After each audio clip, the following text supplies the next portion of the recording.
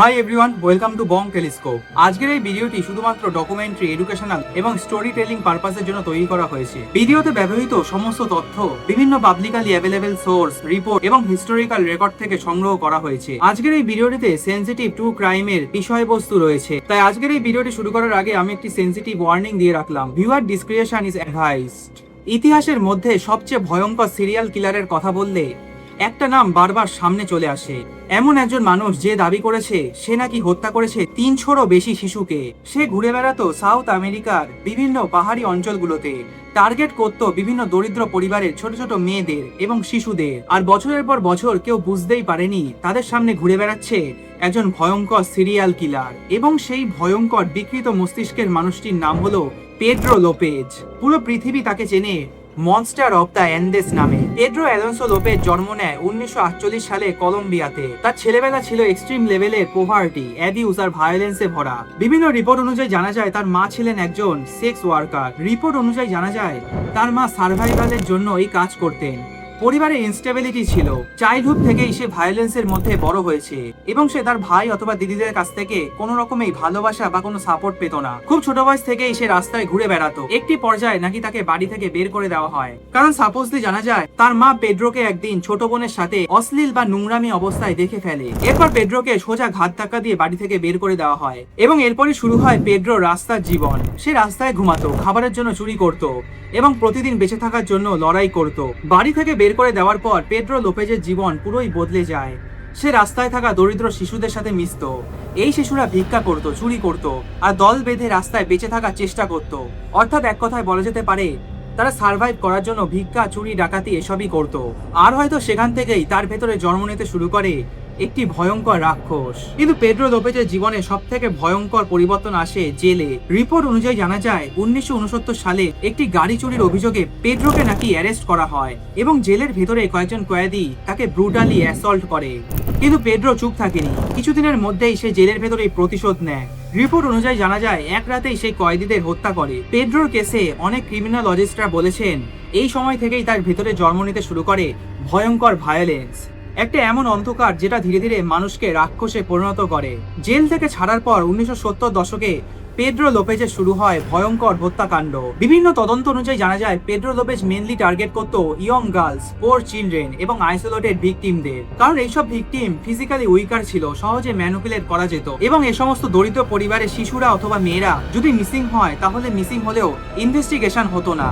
অনেক এক্সপার্টরা বিলিভ করে সে ভিকটিমের ওপর কমপ্লিটলি কন্ট্রোল ফিল করতে চাইতো। আর এটাই হলো অনেক সিরিয়াল কিলারের একটা সাইকোলজিক্যাল প্যাটার্ন, অর্থাৎ ডমিনেন্স, পাওয়ার এবং কন্ট্রোল। এইসব ফিলিংসই তাদের মোটিভের অংশ হয়ে যায়। পেড্রো লোপেজের কেসে জানা যায় যে সমস্ত ভিকটিমদের সে হত্যা করেছিল তাদের বেশিরভাগই বয়স ছিল 8 থেকে 13 বছরের মধ্যে।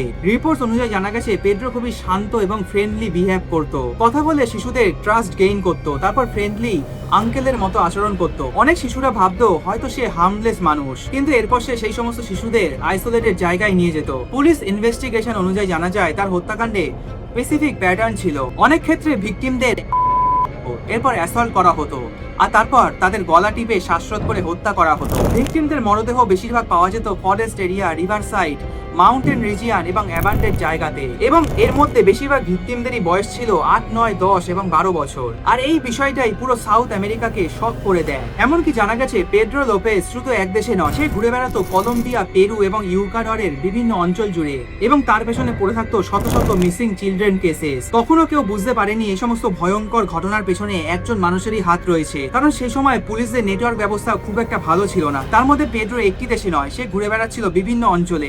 1978 সালে পেরুতে একটি শিশু অপহরণের চেষ্টায় স্থানীয় ভিলেজরা পেড্রোকে ধরে ফেলে, কিন্তু কিছু রিপোর্ট অনুযায়ী জানা যায় তাকে মাটিতে গলা পর্যন্ত পুঁতে ফেলা হয়েছিল। কিন্তু শেষ পর্যন্ত একজন মিশনারি তাকে ভিলেজার্সদের হাত থেকে বাঁচিয়ে পুলিশের হাতে তুলে দেয়। আর হয়তো এটাই সেদিন ভয়ঙ্কর একটা ভুল হয়ে গিয়েছিল, কারণ কিছু বছর পর পেড্রো আবার মুক্ত হয়ে যায়। 1980 সালে ইউকাডরে এক ভয়ঙ্কর বন্যার ফলে এসে ওঠে শত শত শিশুদের মৃতদেহ।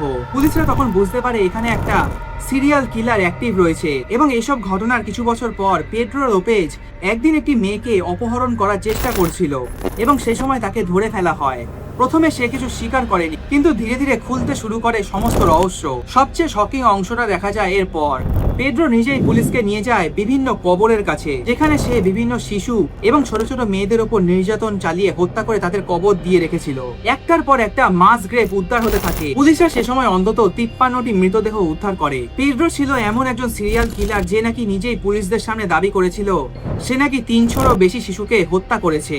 আর এই কনফেশন শুনে পুরো সাউথ আমেরিকা কেঁপে যায়। অ্যান্ডেস রিজিয়ন জুড়ে তার ক্রাইম অনেকটাই ছড়িয়ে পড়েছিল। ভিকটিমদের সংখ্যা টেরিফাইং হাই হচ্ছিল এবং এই সমস্ত ভয়ঙ্কর ঘটনার ফলেই মিডিয়া তাকে নাম দেয় মনস্টার অফ অ্যান্ডেস। আর এরপর সমস্ত বিশ্বজুড়ে বিভিন্ন নিউজ চ্যানেলে পেড্রোর কেসটা নিয়ে আলোচনা শুরু হয়। অনেক সাইকোলজিস্টরা বিলিভ করেছেন পেড্রো ছিলেন একজন সাইকিক কিলার এবং সে ছিল মেন্টালি আনস্টেবল। ইকুয়াডরের আইন অনুযায়ী তখন সর্বোচ্চ সাজা ছিল মাত্র 16 বছর, মানে শত শত শিশুকে হত্যা করার পরেও পেড্রো লোপেজের শাস্তি হয় মাত্র 16 বছরের জন্য।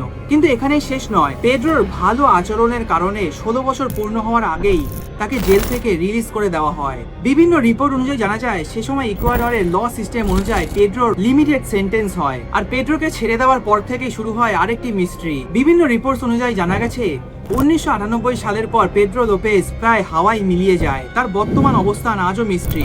সে আদৌ বেঁচে আছে নাকি মারা গেছে কেউই জানে না, কিন্তু কেউ কেউ বিশ্বাস করেছে সে মারা গেছে। আবার অনেকে মনে করেন পেড্রো লোপেজ হয়তো অন্য কোনো পরিচয় পৃথিবীর একটি অন্ধকার কোণে লুকিয়ে আছে। পেড্রো লোপেজ শুধু একজন ভয়ঙ্কর সিরিয়াল কিলার ছিল না, সে ছিল সাউথ আমেরিকার আতঙ্ক। এমন একজন ভয়ঙ্কর বিকৃত মস্তিষ্কের মানুষ যে নাকি শিশুদের ভয়কে নিজের আনন্দে পরিণত করেছিল। আর সবচেয়ে ভয়ঙ্কর বিষয় হলো এতগুলো হত্যাকাণ্ডের পরও আজ পর্যন্ত কেউ নিশ্চিতভাবে জানে না মনস্টার অফ অ্যান্ডেসের শেষ পর্যন্ত কি পরিণতি হয়েছিল। পেড্রো ছিল এমন একজন মানুষ যা চাইল্ডহুড ট্রমা আর ডার্কনেসে ভরা ছিল, কিন্তু সেই ডার্কনেসই একসময় পরিণত হয় ভয়ঙ্কর হত্যাযজ্ঞে। অনেক ক্রিমিনোলজিস্টরা আজও মনে করেন পেড্রো লোপেজের কেস শুধু একটি সিরিয়াল কিলিং না, এটা ছিল হিউম্যানিটির সবচেয়ে ডিস্টার্বিং ক্রিমিনাল সাইকোলজিক্যাল কেসগুলোর মধ্যে একটি। পেড্রো লোপেজের গল্প শুধু একটি সিরিয়াল কিলারের গল্প নয়, এটি এমন এক গল্প যেটি বছরের পর বছর পুরো সাউথ আমেরিকাকে আতঙ্কে ডুবিয়ে রেখেছিল। আর সবচেয়ে ভয়ঙ্কর বিষয় হলো এতগুলো হত্যাকাণ্ডের পরেও আজ পর্যন্ত কেউ জানে না পেড্রো লোপেজের শেষ পরিণতি কি হয়েছিল। আর এই ছিল ভয়ঙ্কর একজন সাইকিক সিরিয়াল কিলার পেড্রো লোপেজের ঘটনা। আপনাদের কি মনে হয় পেড্রো লোপেজ কি এখনো বেঁচে আছে, নাকি এত ভয়ঙ্কর ক্রাইমস করার পর সে হয়তো পৃথিবীর কোনো অন্ধকার কোণে হারিয়ে গেছে? কমেন্ট করে জানান আপনাদের মতামত। পরবর্তীতে আপনারা কোন সিরিয়াল কিলার বা কোন ট্রু ক্রাইম স্টোরি দেখতে চান সেটা অবশ্যই জানাবেন। আর এমনই আরো ডার্ক মিস্ট্রি, নানা রকমের ভায়োলেন্ট ট্রু ক্রাইম স্টোরিজ অথবা সিরিয়াল কিলিং কেস অথবা কোনো ডিস্টার্বিং হরর স্টোরি শুনতে বা দেখতে চাইলে অবশ্যই বম্বেস্কো চ্যানেলটিকে সাবস্ক্রাইব করুন। আমি সুপ্রিয় ছিলাম আপনাদের সাথে। খুব শীঘ্রই দেখা হবে পরবর্তী একটি ডার্ক ক্রাইম স্টোরি অথবা কোনো হরর স্টোরির এপিসোডে। ভালো থাকবেন এবং সুস্থ থাকবেন।